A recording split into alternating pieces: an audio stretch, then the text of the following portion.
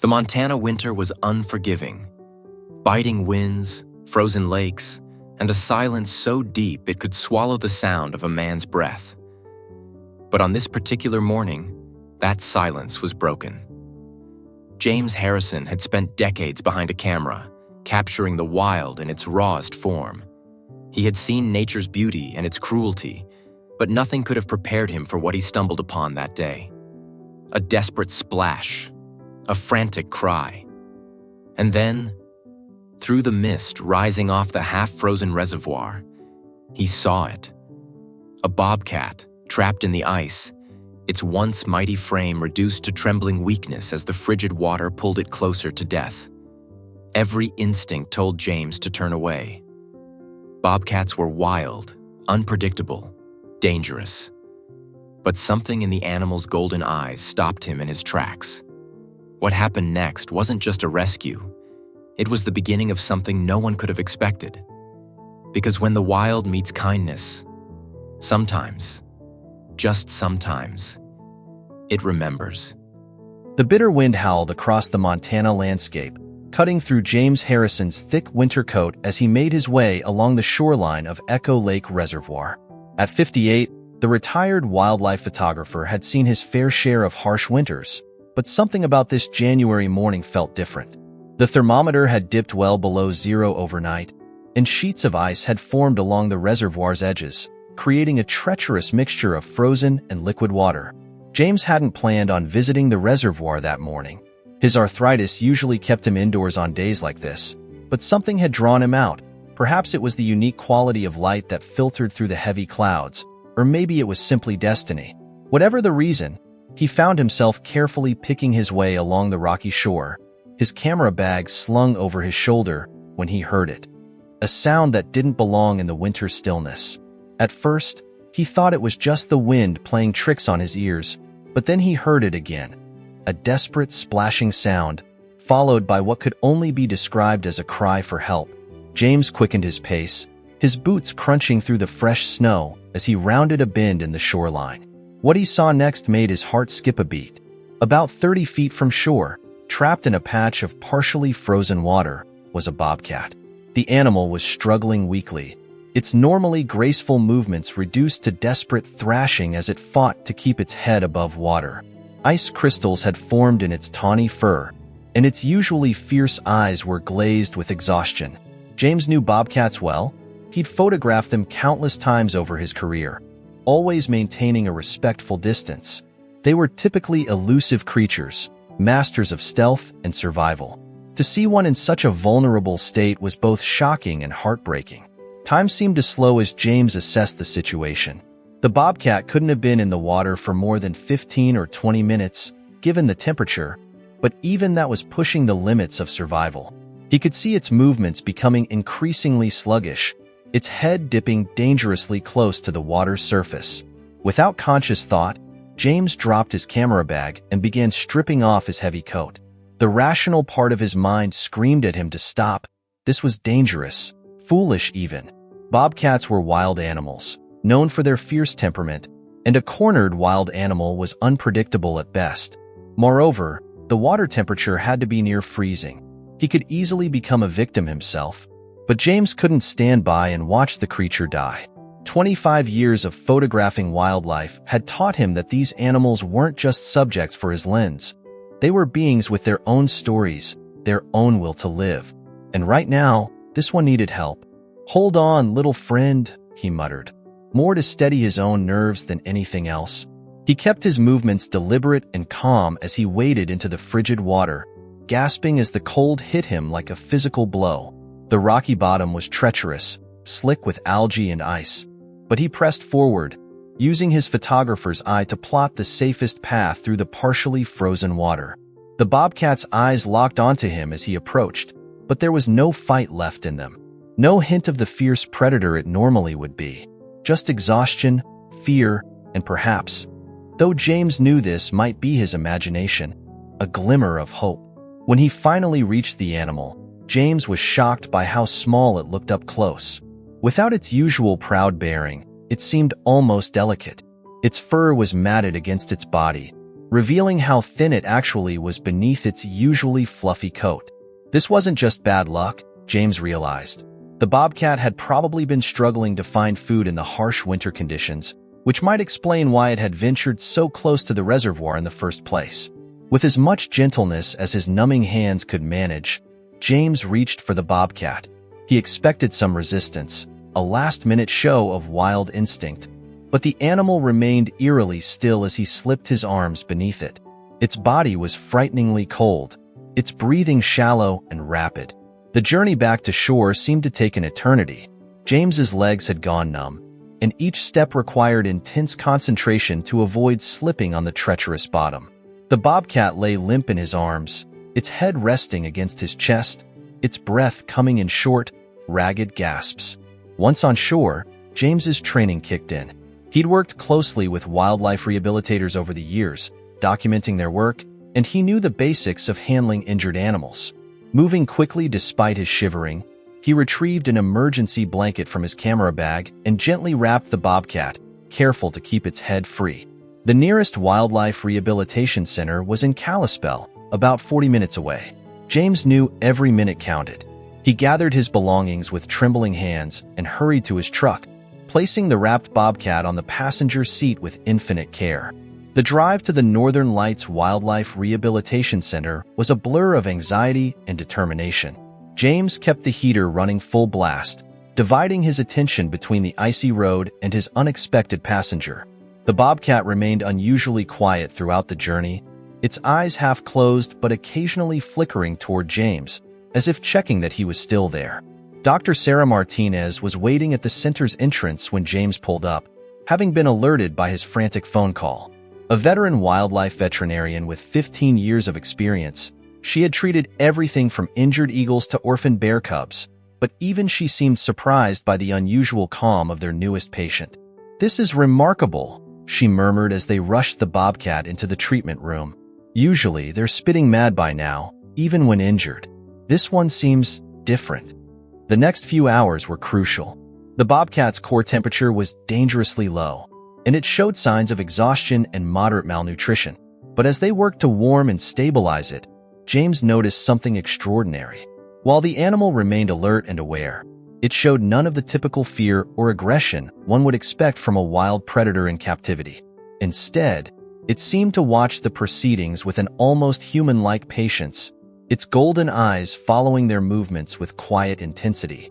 "He's a male, probably around 3 years old," Dr. Martinez announced after completing her examination. "Apart from the hypothermia and exhaustion, he's actually in relatively good shape. No broken bones, no internal injuries that I can detect. He's a bit undernourished, but that's not unusual for this time of year." James felt an inexplicable relief at this news. How long will his recovery take? Hard to say. A few weeks at minimum. We'll need to monitor him closely for secondary complications from the hypothermia, and he'll need to regain his strength before we can consider release. She paused, studying James's face.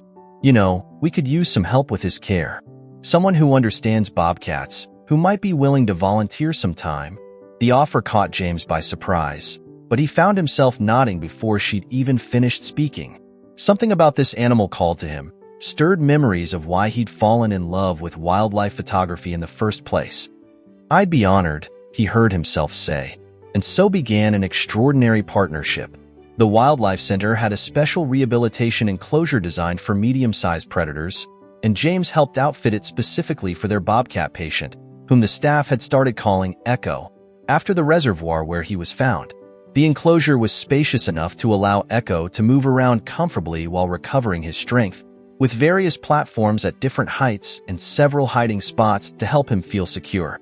James spent hours each day there, first just sitting quietly, allowing Echo to become accustomed to his presence, then gradually taking on more active roles in his care. What struck everyone at the center was Echo's unusual behavior. While he maintained a healthy wariness of most staff members, he seemed to recognize James as his rescuer. When James entered the enclosure to clean or bring food, Echo would watch him intently but without any sign of aggression. Sometimes he would even approach, maintaining a careful distance but clearly showing interest in James's presence. "I've never seen anything quite like it," Dr. Martinez commented one day, watching through the observation window as James placed fresh water in the enclosure.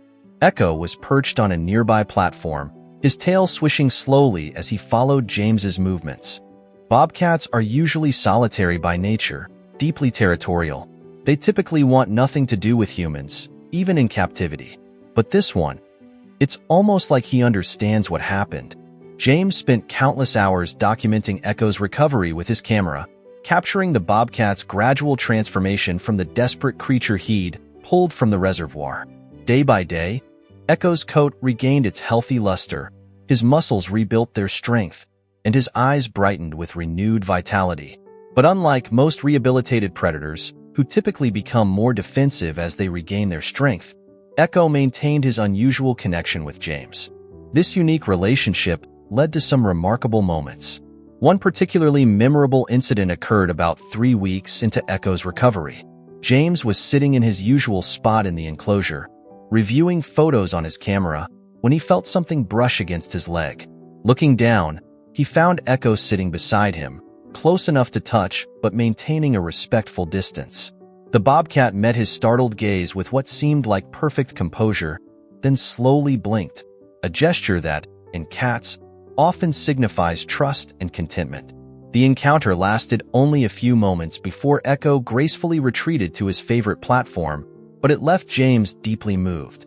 He'd spent decades photographing wild animals, trying to capture their essence through his lens, but he'd never experienced such a direct connection with one before. As Echo's strength returned, the center's staff began discussing his eventual release. The standard protocol was to return rehabilitated animals to their original territory, but given the harsh winter conditions that had contributed to Echo's predicament, they decided to wait for more favorable weather. This delay proved fortunate, as it allowed James to help prepare Echo for his return to the wild. Under Dr. Martinez's guidance, they began placing live prey in the enclosure, first mice, then rabbits, to ensure Echo hadn't lost his hunting skills. They were relieved to see that his instincts remained sharp. He proved to be an efficient hunter, though James noticed that Echo would often wait until he had left the enclosure before making his kills, as if reluctant to display his predatory nature in front of his human friend. Finally, in early March, with the worst of winter behind them, the team decided it was time for Echo's release. They chose a protected area within the Flathead National Forest, about 20 miles from where James had found him. The location offered plenty of natural prey and was far enough from human settlements to give Echo the best chance of success. The morning of the release dawned clear and cold, with a hint of spring in the air. James arrived at the center early, his heart heavy with mixed emotions. He knew this was the right thing to do. Echo was a wild animal, after all, and belonged in the wilderness. But over the past 6 weeks, he'd grown deeply attached to this remarkable creature. Dr. Martinez helped him prepare Echo for transport, sedating him lightly to minimize stress during the journey. As they worked, she noticed James's emotional struggle. "You know," she said gently, "what you did that day at the reservoir. It wasn't just about saving one animal's life. You've helped us learn something important about these creatures. Echo has shown us that there's more to predator-prey relationships than we thought, more complexity to their emotional lives." The drive to the release site was quiet, with James occasionally glancing at the transport crate in his rearview mirror. Echo was alert but calm, his golden eyes meeting James's whenever he looked back.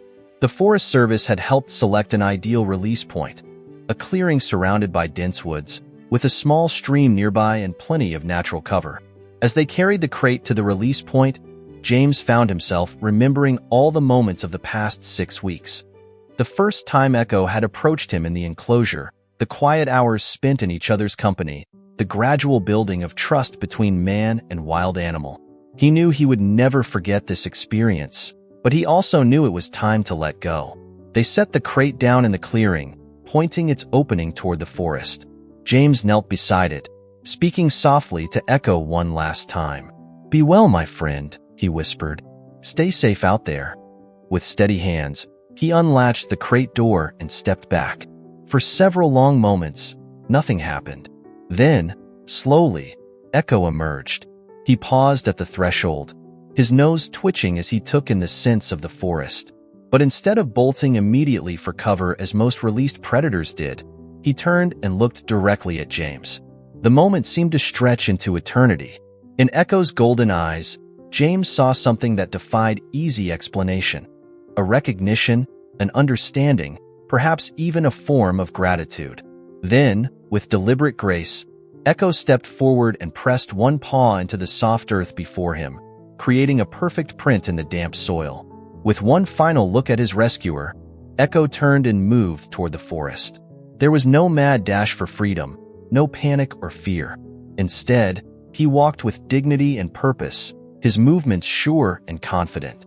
At the edge of the clearing, he paused once more, looking back over his shoulder at James. Then, with the silent grace that made bobcats such successful hunters, he disappeared into the undergrowth. James stood in the clearing long after Echo had vanished, his camera forgotten at his side. Dr. Martinez waited patiently nearby, understanding the significance of the moment. Finally, she approached and placed a hand on his shoulder. "You know," she said softly, "I think he left you something." She pointed to the ground where Echo had paused. There, pressed clearly in the soil, was the perfect imprint of a bobcat's paw, a deliberate mark, almost like a signature. James knelt to examine it, feeling a profound sense of completion. With careful movements, he took several photographs of the print, knowing that this final gift from Echo would become one of his most treasured images. The story of James and Echo quickly spread throughout the local community and beyond. James wrote an article for a national wildlife magazine, accompanied by his photographs documenting Echo's recovery. The piece challenged common perceptions about predator species and highlighted the importance of wildlife rehabilitation work. The Northern Lights Wildlife Rehabilitation Center saw an increase in support and volunteers after the story was published. Dr. Martinez used Echo's case in her presentations about wildlife behavior, helping to educate people about the complexity of wild animals and the importance of maintaining their habitats. As for James, he continued his wildlife photography with renewed purpose, but he never forgot his experience with Echo. In the years that followed, he occasionally returned to the release site, hoping to catch a glimpse of his old friend.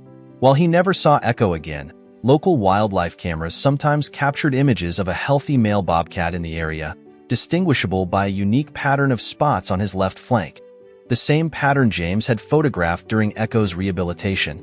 These occasional sightings brought James comfort, confirming that Echo had successfully readapted to life in the wild. But more than that, they reminded him of an extraordinary truth: that sometimes, in the most unexpected circumstances, the boundaries between wild and tame, between human and animal, could blur in remarkable ways. Echo had taught him that while respect for wild animals' true nature was essential, there was also room for connection, for understanding, and perhaps even for friendship. The paw print photograph hung in James's study, a daily reminder of those transformative weeks. Visitors often asked about it, and James would tell them the story of Echo, the bobcat who had shown him that sometimes the most profound connections come not from words or actions, but from simple presence, trust, and mutual respect. In the end, Echo's story became more than just a tale of rescue and rehabilitation. It became a testament to the complexity of wild creatures, the importance of conservation, and the remarkable bonds that can form between species when compassion overcomes fear. For James, it remained a powerful reminder that in saving Echo's life that cold winter morning, he had received something equally precious in return: a deeper understanding of the wild heart that beats in all living things, and the knowledge that sometimes the most meaningful thank you comes not in words or gestures, but in the silent language of trust freely given. Human interest in the story continued to grow, leading to local news coverage and eventually a short documentary about wildlife rehabilitation work. The film featured James's photographs and interviews with Dr. Martinez and other staff at the Northern Lights Wildlife Rehabilitation Center. It helped raise awareness about the challenges facing wild animals in an increasingly developed world and the importance of maintaining professional wildlife rehabilitation facilities. James eventually established a photography scholarship fund for students interested in wildlife documentation, using the proceeds from his Echo photographs and article. The scholarship emphasized the importance of ethical wildlife photography and conservation awareness, ensuring that Echo's legacy would continue to inspire future generations of wildlife advocates.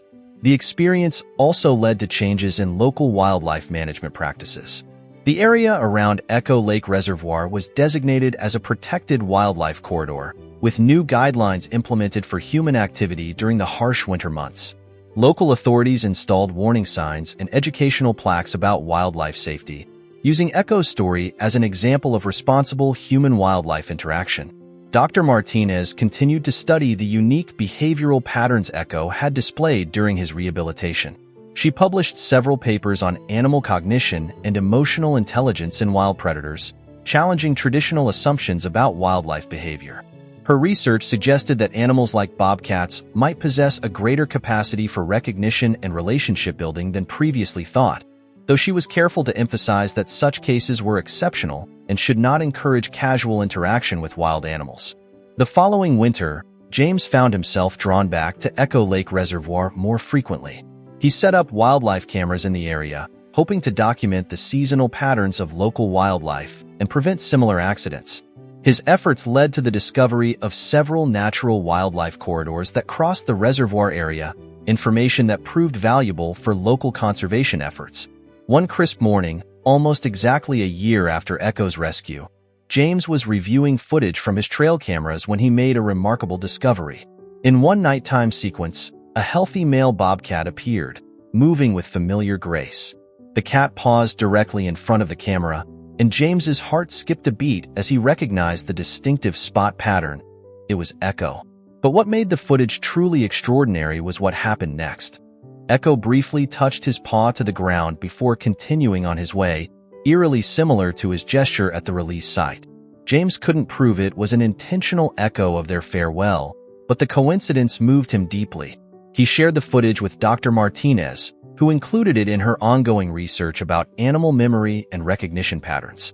While she maintained scientific objectivity in her analysis, she privately admitted to James that Echo's case had changed her perspective on wildlife rehabilitation. Sometimes, she told him, we focus so much on the biological aspects of rehabilitation that we forget these animals are individuals, each with their own capacity for adaptation and connection. Echo taught us that while we must always respect their wild nature, we shouldn't underestimate their ability to form meaningful connections. The story's impact rippled outward in unexpected ways. Local schools began incorporating Echo's tale into their environmental education programs, using it to teach children about wildlife conservation and the importance of maintaining appropriate boundaries with wild animals. James was frequently invited to speak at these programs, sharing his photographs and experiences while emphasizing the crucial message that Echo's case was unique and that wild animals should always be treated with cautious respect. 5 years after the rescue, the Northern Lights Wildlife Rehabilitation Center had grown into one of the most respected facilities of its kind in the Northwest. They had expanded their facilities and implemented many of the lessons learned from Echo's rehabilitation. Each new case was approached with a deeper understanding of the potential complexity of wild animal behavior, while still maintaining strict protocols for safety and professional distance.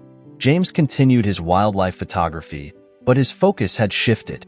Rather than just capturing images of animals in their natural habitat, he began documenting the delicate balance between human development and wildlife preservation. His work highlighted the importance of maintaining wildlife corridors and natural habitats, showing how human activity affected animal behavior and survival strategies. Echo's story became a cornerstone of local conservation efforts, cited in proposals for wildlife protection measures, and used to illustrate the importance of professional wildlife rehabilitation facilities. While everyone involved emphasized that Echo's behavior was exceptional and not typical of wild animals, his story helped change public perception of predator species from fearsome threats to essential parts of the ecosystem deserving of respect and protection.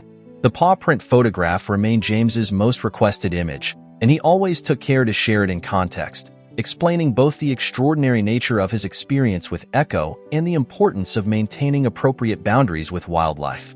The image became a symbol of the complex relationship between humans and wild animals, a reminder that while we must respect and preserve their wild nature, we are all part of the same intricate web of life. As the years passed, occasional reports of bobcat sightings in Echo's territory continued to come in. While it became impossible to know with certainty which sightings might be Echo himself, The healthy population of bobcats in the area stood as testament to the success of the conservation efforts his story had inspired. The legacy of that cold winter morning lived on, not just in James's memories or Dr. Martinez's research, but in the preserved wilderness where future generations of both humans and animals could thrive in their own separate but interconnected ways. For James, the greatest lesson from his experience with Echo was about the balance between connection and respect. He had formed a remarkable bond with a wild creature, but that bond was meaningful precisely because it was temporary, a brief intersection of two different worlds that parted ways when the time was right. Echo had taught him that sometimes the deepest connections come not from trying to change or tame the wild, but from simply being present and offering help when needed, then having the wisdom and courage to let go. And so Echo's story became more than just a tale of rescue and rehabilitation. It became a parable about the delicate dance between humans and wildlife, about the importance of maintaining both connection and distance, and about the unexpected ways that compassion can bridge the gap between two very different worlds. In saving Echo that winter morning, James had not just preserved a life. He had helped write a new chapter in our understanding of the complex and beautiful relationship between humans and the wild creatures with whom we share our world.